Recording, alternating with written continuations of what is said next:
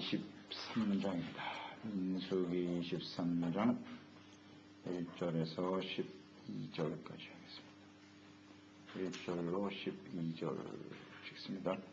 발람이 발락에게 이르되 나를 위하여 여기 계단 7을 쌓고 거기 수송아지 7마리와 순양 7마리를 준비하소서 하며 발락이 발람의 말대로 준비한 후에 발락과 발람의 제단에 수송아지와 숫양을 드리니라. 발람이 발락에게 이르되 당신의 번제물 곁에 서소서 나는 저리로 가리이다. 여호와께서 혹시 오셔서 나를 만나시리니 그가 내게 지시하시는 것은 다 당신에게 알리리이다 하고 언덕길로 가니 하나님이 발람에게 말씀하는지라. 발람이 아뢰되 내가 7 제단을 쌓고 각 제단에 수송아지와 순양을 드렸나이다. 여호와께서 발람의 입에 말씀을 주시며 이르시되 발락에게 돌아가서 이렇게 말할지니라. 그가 발락에게로 돌아가는즉 발락과 모압의 모든 고관이 번제물 곁에 함께 섰더라. 발람이 예언을 전하여 말하되 발락이 나를 아람에서 모압 왕이 동쪽 산에서 데려다가 이르기를 와서 나를 위하여 야곱을 저주하라. 와서 이스라엘을 꾸짖으려 하도다. 하나님이 저주하지 않으신 자를 내가 어찌 저주하니 여호와께서 꾸짖지 않으신 자를 내가 어찌 꾸짖으랴. 내가 바위 위에서 그들을 보며 작은 산에서 그들을 바라보니 이 백성은 홀로 살 것이라. 그를 여러 민족 중에 하나로 여기지 않으리로다. 야곱의 뒷걸을 누가 능히 세며 이스라엘 4분의 1을 누가 능히 셌고 나는 의인의 죽음을 죽기 위하여 원하며 나의 종말이 그와 같기를 바라노라 하며 발람에게 이르되 그대가 어찌 내게 이같이 행하느냐. 나의 원수를 저주하라고 그대로 데려갔거늘 그대가 오히려 축복하였도다. 발람이 대답하여 이르되 여호와께서 내게 주신 말씀을 내가 어찌 말하지 아니할 수 있으리까. 유일하고 특별한 백성들 이스라엘을 대적하기 위해서 전술사요 거짓 선지자인 발람을 의지하여 이스라엘을 저주하려고 하는 모압 왕 발락. 이 싸움을 군사력의 싸움이 아닌 자신들의 군사력으로는 도저히 이길 수 없다 판단한 것과 영적인 싸움으로 지금 몰아가고 있죠. 영적인 싸움으로 승리하려고 한다. 이것은 더더욱 어리석은 짓이죠. 하나님과 사탄의 종인 발람을 끌어들여서 하나님과 사탄과의 싸움이 되게 만드셨네요. 이건 틀림없이 하나님의 승리할 수밖에 없는 것인데 하나님을 잘 모르기 때문에 이런 일을 할 수밖에 없는 것입니다. 그 사람들은 자신의 능력의 한계를 느낄 때 신을 찾게 되는 것이고 종교적인 신을 의지할 수밖에 없는 연약한 존재라는 사실을 알게 되죠. 그런 상황에서 하나님을 알지 못한다고 하는 것, 이것이 참 안타까운 일이에요. 이스라엘과 함께 하시는 하나님을 이 모압 왕과 주변의 모든 나라들이 알았을까요? 몰랐을까요? 알고 있었어요. 애굽에서 행하신 일을 다 알고 있었다고요. 바로 직전에 아모리 족속과 바산 왕을 물리친 일들을 눈으로 보았고 들었어요. 이스라엘이 하나님을 함께 하신다는 사실을 간접적으로 알고 있지만 믿을 수는 없다는 거죠. 따르지 못하는, 깨닫지 못하는. 어떻게 보면 하나님의 백성들 앞에서 그들을 선대함으로써 그들의 길을 열어주면서 하나님의 은혜를 받을 수 있는 기회가 있는 것인데 사실은 그들에게. 그러나 역시 대적으로 맞서게 되고 결국 멸망의 자리를 향해서 갈 수밖에 없는 사람들 안타깝죠. 하나님께서는 발람에게 자신의 뜻을 전달하심으로써 모압 왕과 주변의 모든 나라 사람들에게 이스라엘의 하나님이 어떤 하나님이신지 또 이스라엘 백성이 하나님에게는 어떤 사람들인지 다시 한번 아주 확증시켜 주시기 위해서 지금 역사하고 계시는 겁니다. 깨우쳐 주시려고 하는 주님의 뜻이 분명히 나타났죠. 발람 그는 7 제단을 쌓았습니다. 제물을 준비하라고 명했고 제물을 드렸다.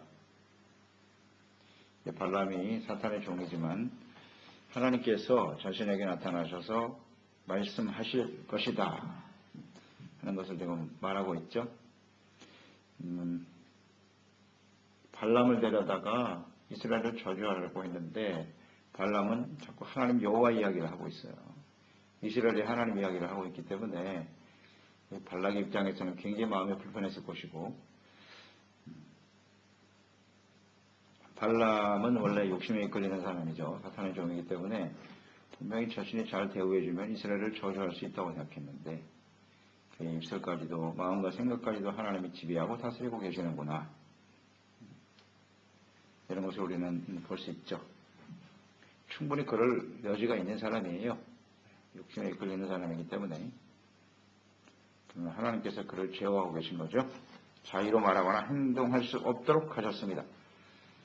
그는 말하죠. 그가 내게 지시하는 것을 내가 말할 것입니다.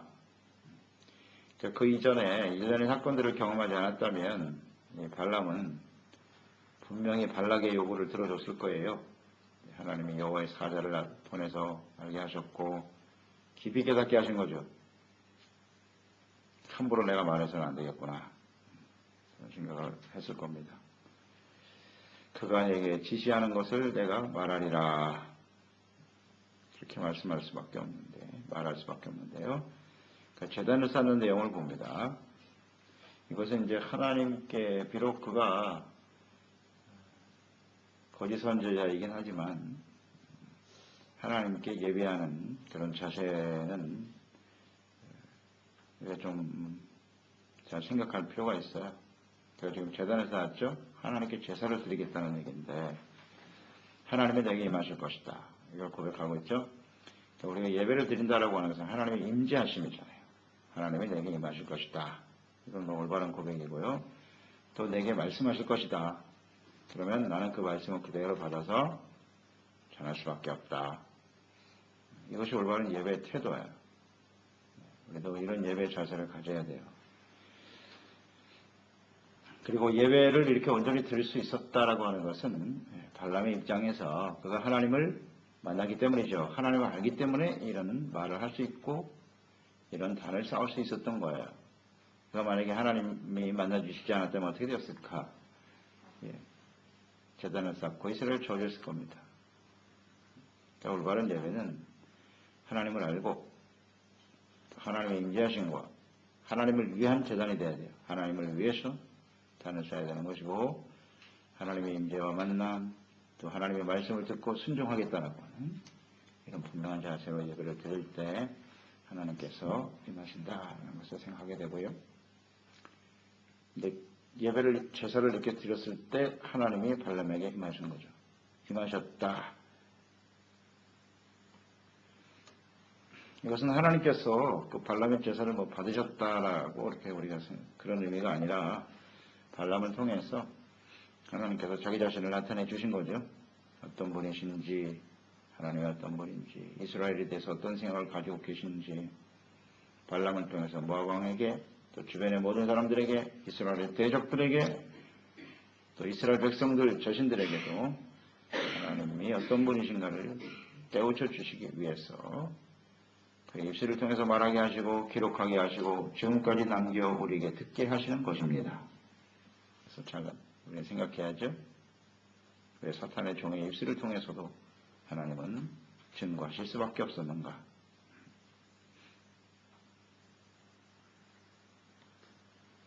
또 확실해지는 거죠. 대적자의 입술을 통해서도 하나님에 대해서 증거하고 있기 때문에 하나님은 진정 살아계신 하나님이시구나. 또 모든 이방인들까지도, 또 사탄의 종들까지도 하나님의 절대적인 주권을 가지고 다스리고 계시는 분이시구나. 이스라엘만의 하나님이 아니라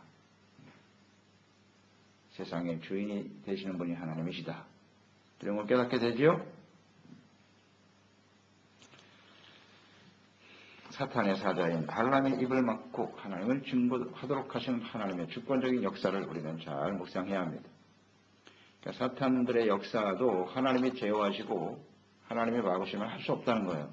그러나 반대로 사탄의 모든 역사들은 하나님의 허용하에 이루어지는 거구나. 이것도 하나님이 막으시니까 못하잖아요. 근데 그 사탄의 역사를 하나님이 허용하시기도 한다. 허용하시기도 한다는 거. 이런 것도 생각하게 되죠?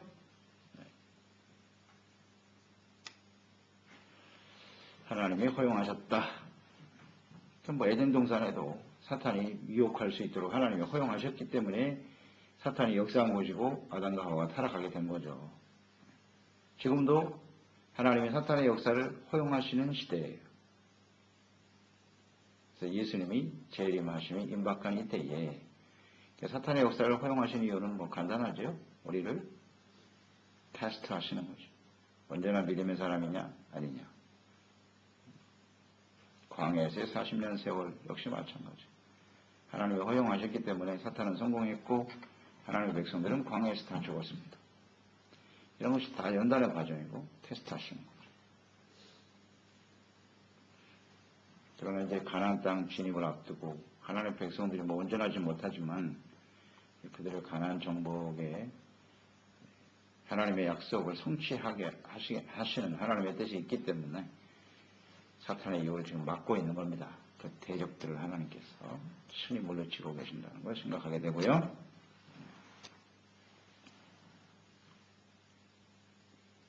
무적의 행에 마귀를 가두는 내용, 또 1000년 동안 이 땅에 사탄이 없는 세상을 만드셨다가 잠시 다시 열어서 사탄의 역사를 허용하시는 이런 내용도 계시록에 나와 있잖아요. 하나님이 허용하실 때만 사탄은 일할 수 있다. 그럼 그 허용하시는 뜻이 뭔가? 이걸 잘 알겠죠? 우리가 어떤 선택을 하느냐예요. 어떤 선택을. 그렇기 때문에 우리는 하나님의 뜻 잘 분별해야 되고요. 분별력이 대단히 중요해요. 그게 지혜고요. 바른 선택을 할 수 있도록. 이걸 다 기록하여 성경에 남겨주셨거든요. 사탄이 어떤 일을 하는지, 왜 하나님이 그들을 허용하시는지 자세히 기록되어 있잖아요. 승리할 수 있는 승리의 비결을 성경을 통해서 다 기록하여 남기셨나이다. 하나님의 말씀을 모르면 절대 이길 수가 없죠. 그러나 하나님의 말씀을 알면 무조건 이길 수 있어요. 하나님 앞에서 자기 자신을 발견하고 대적은 마귀는 어떤 식으로 우리 가운데 역사하는지만 알면 백전백승. 성경을 보면서 우리가 깨닫는 바는 그겁니다.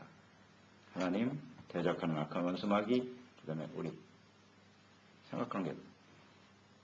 이 관계를 어떻게 유지해 갈 것인가. 그러니까 먼저 하나님 앞에서 나는 어떠하냐. 이걸 먼저 봐야 되고요. 우리가 하나님 앞에 온전해지면 원수 마귀가 아무리 덤벼들어도 우리는 반드시 승리하게 된다는 사실. 이런 걸 생각하게 되는 거죠. 자, 발람이 하나님이 임재하셨을 때 발람이 하는 소리가 하나님이 임하실 때 내가 7 재단에 제물을 드렸나이다 라는 말을 했네요. 왜 이런 말을 했을까? 발람이 제가 묵상하기는 자기가 이런 제물을 드렸기 때문에 하나님께서 임하셨다 자기를 나타내려고 하는 것이기보다는 두려웠을 것 같아요. 하나님이 임하시니까 언제나 그래요. 하나님이 임하시면 죄인인 사람들의 반응은 어떻죠? 반드시 두려움입니다. 두려울 수밖에 없어요. 하나님의 백성들도 하나님이 임하시면 두려운 건데 이거 완전히 사탄의 종 아닙니까? 하나님이 임하셨으니 얼마나 두렵겠어요. 그가 할 수 있는 말은 주여 제가 제단에 제물을 드렸습니다. 그거 보시고 나를 불쌍히 여기셔서 아마 이런 마음이었을 것 같아요. 이것도 역시 하나님의 임재 앞에서는 우리의 모습이어야 해요. 사실은. 하나님 앞에 나와서 예배드리고 하나님의 임재를 느낄 때마다 우린 두렵죠. 이사야 선지자도 화로다. 하나님을 만나고 나 같은 죄인은 하나님께 화를 당하면 죽을 수밖에 없다고 두려워했잖아요. 그러나 예수 그리스도의 십자가의 피가 우리를 하나님의 진노 또 죄악 가운데서 우리를 지켜주신다라고 하는 거 이런 걸 생각하게 되죠. 자비와 긍휼을 베풀어 주시기를 간구하는 내용이었다고 봐야죠. 자, 하나님께서 이 발람이 증거한 것처럼 그가 드린 제물을 기뻐하시기 때문에 임하셨느냐? 그렇지 않죠. 하나님은 제물을 기뻐하시는 분이기보다는 제물을 드리는 사람이 어떤 사람이냐. 그것도 중요시 여기죠. 마음의 동기. 하나님은 하나님을 사랑하고 순종하는 것을 더 좋아하십니다. 5절에 발람의 입에 하나님의 말씀을 주셨다 그랬어요. 입에다가 말씀을 주셨다. 발람이 욕심에 이끌려 말하고 행동하는 사탄의 종임을 잘 알고 계신 하나님께서는 그의 입의 말을 통제하셨다. 마음을 다스리고 입술까지도 입의 말까지도 통제하시는 분이 하나님이시다. 자, 이런 걸 생각하면서 하나님 우리의 말하는 것까지도 이렇게 통제를 하시는구나. 우리가 묵상하면 우리도 발람과 같은 성향이 있단 말이에요. 사람들이 좀 인정해주고 높여주고 존귀하게 한다면 거기에 넘어가서 말이죠. 사탄의 종로를 타는 경향이 있단 말이에요. 욕심에 이끌려 죄를 짓는 우리도 하나님의 말씀으로 우리의 입을 제어와 다스릴 수 있도록 간구하고 기도하는 사람이 되어야 하겠죠. 말씀이 우리 가운데 입술에 임하도록 해. 이것이 아마 천국 갈 때까지 우리가 끊임없이 기도하고 훈련되어져야 할 것입니다. 다 입술로 죄를 짓는 거니까요. 우리 입의 말을 하나님의 말씀으로 채우게 하시오. 성령께서 역사하셔서 혀를 붙들어 주옵소서. 그래서 우리가 방언의 은사 있잖아요. 방언이 우리 혀를 움직이는 거거든요. 성령의 역사하시면. 그것이 중요한 의미예요. 방언을 한다라고 하는 것은 하나님의 성령께서 우리의 마음과 생각과 우리의 말을 다스린다고 하는 뜻이죠. 얼마나 멋있는 방언을 하는 게 중요한 게 아니고요. 희한한 말을 하느냐 그게 중요한 게 아니고 진짜 의미는 성령이 임하셔서 우리의 혀를 다스려 방언을 하게 하시는 것은 우리의 입술에 이렇게 하나님의 말씀을 집어넣어 주셔서 하나님의 말씀을 하는 것 같이 하고 하나님의 말씀을 증거하도록 하시기 위해서 성령이 역사하셔서 우리의 입을 통제하시는 것입니다. 그게 진정한 방언의 의미죠. 방언한다고 해대오면서 입술로 하는 말은 완전히 육체적인 말만 하고 있어. 인간적인 말만 하고 있어. 성령 충만이 아닙니다. 충만이 아닙니다. 하나님의 말씀과 전혀 상관없는 말을 하고 있다. 또 무슨 성령이에요? 이 분별이 없는 거예요. 귀신도 역사하고 성령도 역사할 수 있다. 우리가 한순간 발람처럼 되거든요. 그런 성향이 아주 농후하고 우리도 현실이기 때문에 언제나 말씀과 성령으로 우리를 채우도록 힘써야 합니다. 긴장을 주시면 안 된다는 거예요. 이런 거 여기서 깨닫게 되고요. 7절 50절 이스라엘을 저주하려고 하는 발락의 요구에 대해서 그는 저주하거나 꾸짖지 못하도록 하나님이 말씀하셨어요. 하나님이 허용하시지 않으면 할 수 없습니다. 자, 그러면 하나님은 이스라엘을 어떻게 여기시는지 발람을 통해서 주시는 말씀을 통해서 우리가 생각해 봐야죠. 자, 이 백성은 홀로 처할 것이 아니라 이런 말씀하시고요. 예언의 말씀 중에 나타난 하나님의 뜻이죠. 절대로 저주하거나 책망하지 말라 그랬어요. 꾸짖지 말라. 하나님이 허용하지 않기 때문에 할 수 없다. 그 다음에 9절에 보니 그들을 바라보니 이 백성은 홀로 살 것이 아니라 그를 여러 민족 중에 하나로 여기지 않으리로다. 이건 무슨 뜻일까요? 홀로 살 것이다. 홀로 산다라고 하는 것은 뭐 고립되고 외롭고 뭐 그런 고독한 민족이다 그런 뜻이 아니고요. 탁월하다는 우월성으로 봐야죠. 모든 백성들과 같지 않다 그랬으니까 모든 민족들 위에 뛰어난 탁월한 특별한 백성들이다. 이것을 증거하시는 거예요. 하나님은 이스라엘을 그렇게 생각하고 계세요. 다른 사람들과 같지 않다. 여기 거룩함도 나타나 있고요. 같지 않다 그랬으니까 특별한 탁월한. 잠언서에 나와 있죠. 하나님을 경외하는 백성은 모든 민족 위에 뛰어나게 하시고 이게 하나님 뜻이거든요. 하나님의 백성들은 이렇게 우월하고 특별한 백성들이다.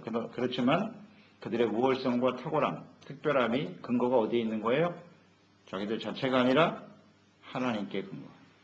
하나님 때문에 우월해지는 거. 하나님 때문에 특별한 백성인 것이지 그들 자체는 히브리입니다. 히브리라고 하는 게 천하다는 뜻이거든요. 천한 백성들이에요. 그들 자체는 그래요. 우리도 마찬가지죠. 우리 자체는 뭐 그렇게 대단한 사람들이 아니지만 하나님 때문에 예수 그리스도 안에 있는 우리 하나님의 자녀이기 때문에 하나님이 우리를 귀하게 여기시고 특별하게 생각하시고 모든 민족에 뛰어나게 하시는 하나님이신 줄 믿습니다. 이건 변하지 않아요. 하나님 뜻이라고요. 분명히 나와 있잖아요. 하나님 백성 그렇게 여기신다고. 사람들이 어떻게 생각할지 모르지만 하나님께서는 하나님의 백성들을 이렇게 여기시는 거예요. 근거는 하나님의 은혜 하나님께 있다는 거 잊지 말자. 이 근거가 자기 자신에게 있다고 생각하는 순간 이스라엘은 부패하는 거죠. 타락합니다. 우리도 마찬가지. 하나님이 우리를 탁월하게 하시고 높여주실 수 있어요. 그러나 그 근거가 자기 자신에 있다고 생각하는 순간 부패하고 하나님이 떠나가 버리면 우리는 아무것도 아니죠. 무의미한 인생이 되는 헛되고 헛된 인생이 되고 만다는 사실을 알아야지요. 이런 걸 말씀 속에서 깨닫게 되고요. 10절에 보니까 야곱의 티끌을 누가 능히 셀 것이냐. 예언이거든요. 예언의 말씀이다. 앞으로 장차 되어질 일인데 야곱은 티끌과 같다는 거예요. 이 티끌은 무엇을 의미하는 거죠? 번성입니다. 번성하게 될 백성들이다. 그리고 그들은 의인이다 그랬어요. 의인이라고 하나님 인정해 버리셨네요. 자, 어떤 사람이 의인입니까? 하나님이 택하여 거룩하게 하고 의롭다고 여긴 사람들, 그게 의인이에요. 이스라엘 백성들 자체가 사실 의롭지 못하지만 하나님이 의롭다고 인정하시는 거예요. 그래서 의인의 죽음을 죽기 원한다. 나도 그렇게 의로운 사람으로 죽기를 바란다. 나의 종말이 그와 같이 되기를 바라노라. 나도 그렇게 하나님의 특별한 백성처럼 됐으면 좋겠다. 라는 고백이네요. 이스라엘은 하나님의 택한 백성이다. 특별하고 우월하고 뛰어난 사람들이고 모든 민족 중에 뛰어난다. 그들과 같지 않다. 그리고 그들은 번성하게 될 것이다. 지금 이 모압과 가나안 족속들이 대적을 하고 있는데 대적해서 이길 수 있는 대상이 아니라는 겁니다. 이걸 아주 분명하게 말씀하고 계시네요.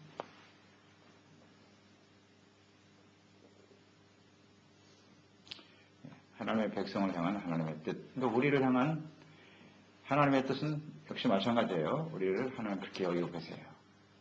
우리는 티끌과 같이 번성한 사람들. 하나님의 백성은 번성합니다. 다만 우리가 중요하게 여겨야 될 것은 뭐냐. 누가 능히 셀고 이런 말도 했는데요. 능히 대적할 수 있는 대상이 아니다. 누가 능히 대적하겠는가? 하나님이 축복하시고 함께 특별하게 여기는 백성들을. 이것이 이제 이스라엘 백성들의 특성이긴 하나 이런 우월성 또 특별한 하나님의 백성